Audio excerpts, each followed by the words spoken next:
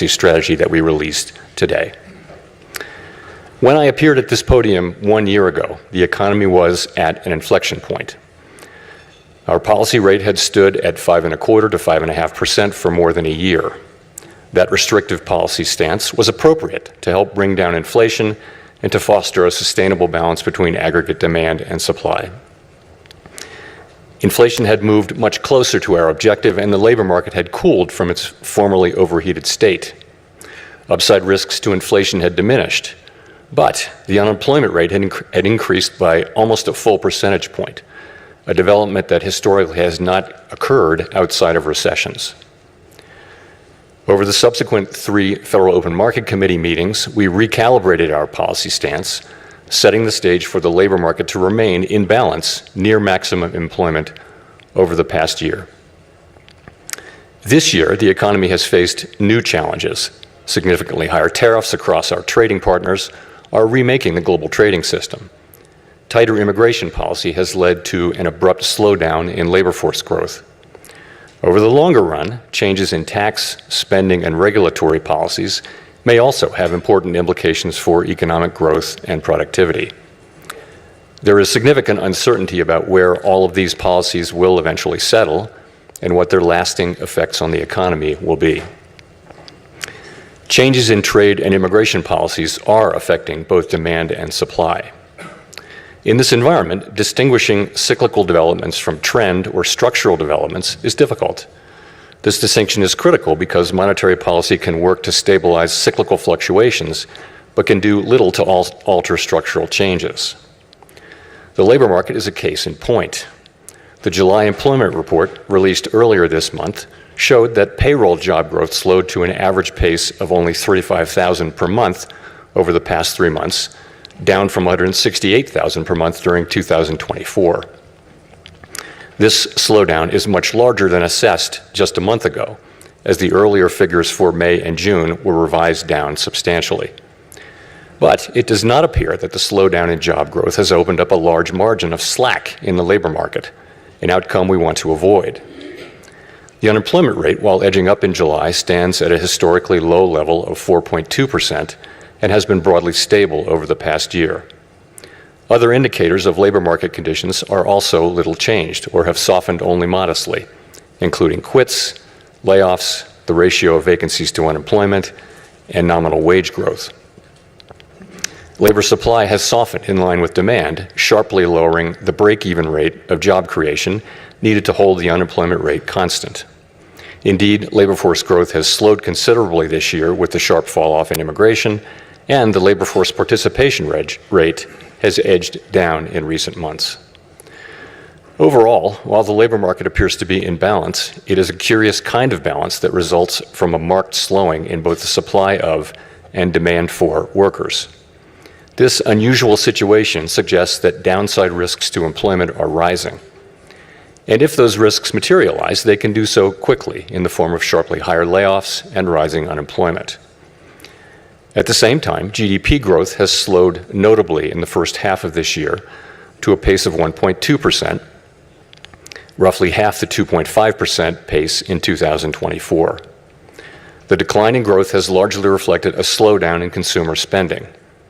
As with the labor market, some of the slowing in GDP likely reflects slower growth of supply or potential output. Turning to inflation, higher tariffs have begun to push up prices in some categories of goods. Estimates based on the latest available data indicate that total PCE prices rose 2.6% over the 12 months ending in July. Excluding the volatile food and energy categories, core PCE prices rose 2.9%, above their level of a year ago. Within core, prices of goods increased 1.1% over the past 12 months, a notable shift from the modest decline seen over the course of 2024. In contrast, housing services inflation remains on a downward trend, and non-housing services inflation is still running at a level a bit above what has been historically consistent with a 2% inflation. The effects of tariffs on consumer prices are now clearly visible. We expect those effects to accumulate over coming months with high uncertainty about both timing and amounts. The question that matters for monetary policy is whether these price increases are likely to materially raise the risk of an ongoing inflation problem. A reasonable base case is that the effects will be relatively short-lived, a one-time shift in the price level. Of course, one time does not mean all at once. It will continue to take time for tariff increases to work their way through supply chains and distribution networks. Moreover, tariff rates continue to evolve, potentially prolonging the adjustment process. It's also possible, however, that the upward pressure on prices from tariffs could spur a more lasting inflation dynamic, and that is a risk to be assessed and managed. One possibility is that workers who see their real incomes decline because of higher prices demand and get higher wages from employers, setting off adverse wage price dynamics. Given that the labor market is not particularly tight and faces increasing downside risks, that outcome does not seem likely. Another possibility is that inflation expectations could move up, dragging actual inflation with them. Inflation has been above our target for more than 4 years and remains a prominent concern for households and businesses. Measures of longer-term inflation expectations, however, as reflected in market and survey-based measures, appear to remain well anchored and consistent with our longer-run inflation objective of 2%. Of course, we cannot take the stability of inflation expectations for granted. Come what may, we will not allow a one-time increase in the price level to become an ongoing inflation problem. So, putting the pieces together, what are the implications for monetary policy? In the near term, risks to inflation are tilted to the upside and risks to employment to the downside, a challenging situation. When our goals are in tension like this, our framework calls for us to balance both sides of our dual mandate. Our policy rate is now 100 basis points closer to neutral than it was a year ago, and the stability of the unemployment rate and other labor market measures allows us to proceed carefully as we consider changes to our policy stance. Nonetheless, with policy in restrictive territory, the baseline outlook and the shifting balance of risks may warrant adjusting our policy stance. Monetary policy is not on a preset course. FOMC members will make these decisions based solely on their assessment of the data and its implications for the economic outlook and the balance of risks. We will never deviate from that approach. So, turning then to my second topic. Our monetary policy framework is built on the unchanging foundation of our mandate from Congress to foster maximum employment and stable prices for the American people. We remain fully committed to fulfilling our statutory mandate, and the revisions to our framework will support that mission across a broad range of economic conditions. Our revised statement on longer-run goals and monetary policy strategy, which we refer to as our consensus statement to save time, describes how we pursue our dual mandate goals. It is designed to give the public a clear sense of how we think about monetary policy, and that understanding is important both for transparency and accountability, and for making monetary policy more effective. The changes we made in this review are a natural progression grounded in our ever-evolving understanding of our economy. We continue to build upon the initial consensus statement adopted in 2012 under Chairman Ben Bernanke's leadership. Today's revised statement is the outcome of the second public review of our framework, which we conduct at 5-year intervals. This year's review included 3 elements: Fed Listens events at reserve banks around the country, a flagship research conference, and policymaker discussions and deliberations supported by staff analysis at a series of FOMC meetings. In approaching this year's review, a key objective has been to make sure that our framework is suitable across a broad range of economic conditions. At the same time, the framework needs to evolve with changes in the structure of the economy and our understanding of those changes. The Great Depression presented different challenges from those of the Great Inflation and the Great Moderation, which in turn are different from the ones we face today.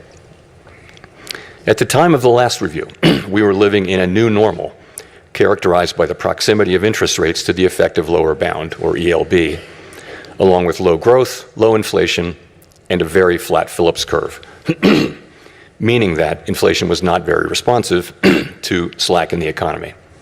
To me, a statistic that captures that era is that our policy rate was stuck at the ELB for 7 long years following the onset of the global financial crisis in late 2008. Many here will recall the sluggish growth and painfully slow recovery of that era. It appeared highly likely that if the economy experienced even a mild downturn, our policy rate would be back at the ELB very quickly, probably for another extended period. Inflation and inflation expectations could then decline in a weak economy, raising real interest rates as nominal rates were pinned near zero. Higher real rates would further weigh on job growth and reinforce the downward pressure on inflation and inflation expectations, triggering an adverse dynamic. The economic conditions that brought the policy rate to the ELB and drove the 2020 framework changes were thought to be rooted in slow-moving global factors that would persist for an extended period. And they might well have done so, if not for the pandemic. The 2020 consensus statement included several features that addressed the ELB-related risks that had become increasingly prominent over the preceding 2 decades. We emphasized the importance of anchored inflation, longer-term inflation expectations to support both our price stability and maximum employment goals.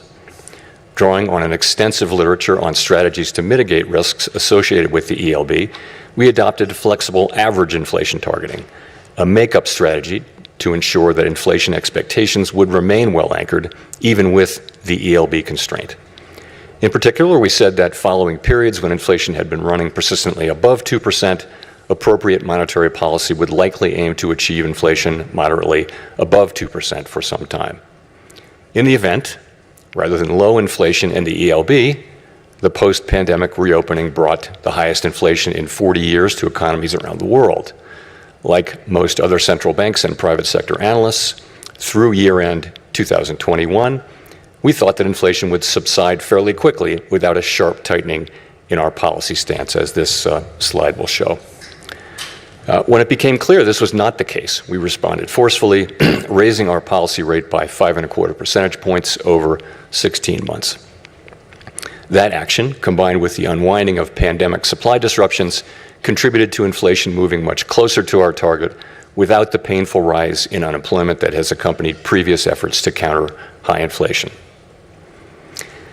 This year's review considered how economic conditions have evolved over the past 5 years. During this period, we saw that the inflation situation can change rapidly in the face of large shocks. In addition, interest rates are now substantially higher than was the case during the era between the global financial crisis and the pandemic. With inflation above target, our policy rate is restrictive, modestly so in my view. We cannot say for certain where rates will settle out over the longer run, but their neutral rate may now be higher than during the 2010s, reflecting changes in productivity, demographics, fiscal policy, and other factors that affect the balance between saving and investment. During the review, we discussed how the 2020 statement's focus on the ELB may have complicated communications about our response to high inflation. We concluded that the emphasis on an overly specific set of economic conditions may have led to some confusion, and as a result, we made several important changes to the consensus statement to reflect that insight. First, we removed language indicating that the ELB was a defining feature of the economic landscape. Instead, we noted that our monetary policy strategy is designed to promote maximum employment and stable prices across a broad range of economic conditions. The difficulty of operating near the ELB remains a potential concern, but it is not our primary focus.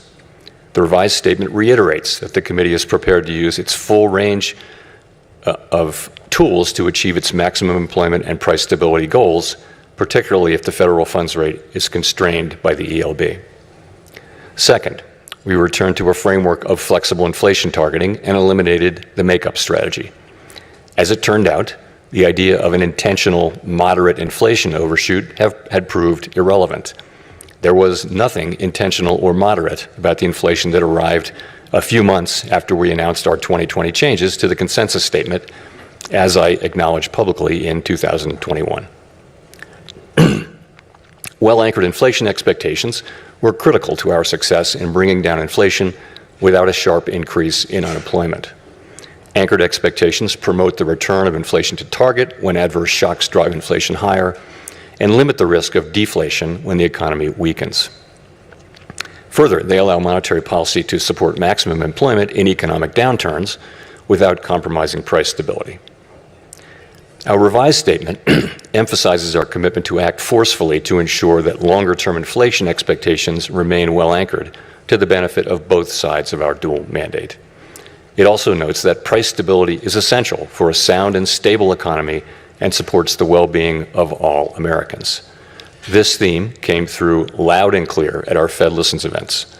The past 5 years have been a painful reminder of the hardship that high inflation imposes, especially on those least able to meet the higher costs of necessities.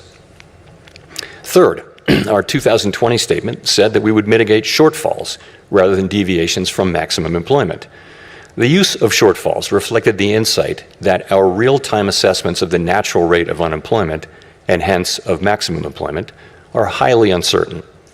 The later years of the post-global financial crisis recovery featured employment running for an extended period above mainstream estimates of its sustainable level, along with inflation running persistently below our 2% target. In the absence of inflationary pressures, it might not be necessary to tighten policy based solely on uncertain real-time estimates of the natural rate of unemployment. We still have that view, but our use of the term shortfalls was not always interpreted as intended, raising communications challenges. In particular, the use of shortfalls was not intended as a commitment to permanently forswear preemption or to ignore labor market tightness. Accordingly, we removed shortfalls from our statement. Instead, the revised document now states more precisely that the committee recognizes that employment may run at times above real-time assessments of maximum employment without necessarily creating risks to price stability. Of course, preemptive action would likely be warranted if tightness in the labor market or other factors pose risks to price stability. The revised statement also notes that maximum employment is the highest level of employment that can be achieved on a sustained basis in a context of price stability. This focus on promoting a strong labor market underscores the principle that durably achieving maximum employment fosters broad-based economic opportunities and benefits for all Americans. The feedback we received at Fed Listens events reinforced the value of a strong labor market for American households, employers, and communities. Fourth, consistent with the removal of shortfalls, we made changes to clarify our approach in periods where our employment and inflation objectives are not complementary. In those circumstances, we will follow a balanced approach in promoting them. The revised statement now more closely aligns with the original 2012 language. We take into account the extent of departures from our goals and the potentially different time horizons over which each is projected to return to a level consistent with our dual mandate. These principles guide our policy decisions today, as they did in the 2022 to 24 period, when the departure from our 2% inflation target was the overriding concern. In addition to these changes, there is a great deal of continuity with past statements. The document continues to explain how we interpret the mandate Congress has given us and describes the policy framework that we believe will best promote maximum employment and price stability. We continue to believe that monetary policy must be forward-looking and consider the lags in its effects on the economy. For this reason, our policy actions depend on the economic outlook and the balance of risks to that outlook. We continue to believe that setting a numerical goal for employment is unwise because the maximum level of employment is not directly measurable and changes over time for reasons unrelated to monetary policy. We also continue to view a longer-run inflation rate of 2% as most consistent with our dual mandate goals. We believe that our commitment to this target is a key factor, helping keep longer-term inflation expectations well anchored. Experience has shown that 2% inflation is low enough to ensure that inflation is not a concern in household and business decision-making, while also providing a central bank with some policy flexibility to provide accommodation during economic downturns. Finally, the revised consensus statement retained our commitment to conduct a public review roughly every 5 years. There's nothing magic about the 5-year pace. That frequency allows policymakers to reassess structural features of the economy and to engage with the public, practitioners, and academics on the performance of our framework. It is also consistent with several global peers. To wrap up, I want to thank President Schmid and all of his great Kansas City staff who work so diligently to host this outstanding event annually, counting a couple of virtual appearances during the pandemic. This is the 8th time I've had the honor to speak from this podium. Each year, this symposium offers the opportunity for Fed leaders to hear ideas from leading economic thinkers and focus on the challenges we face. The Kansas City Fed was very wise to lure Chair Volcker here to this national park more than 40 years ago, and I am so proud to be part of that tradition. Thank you very much.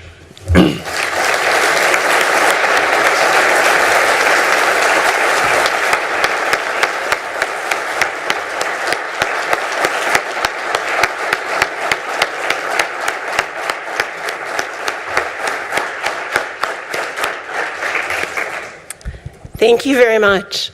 We'll move into the presentations. So I want to allow a minute for all of the members of the press to go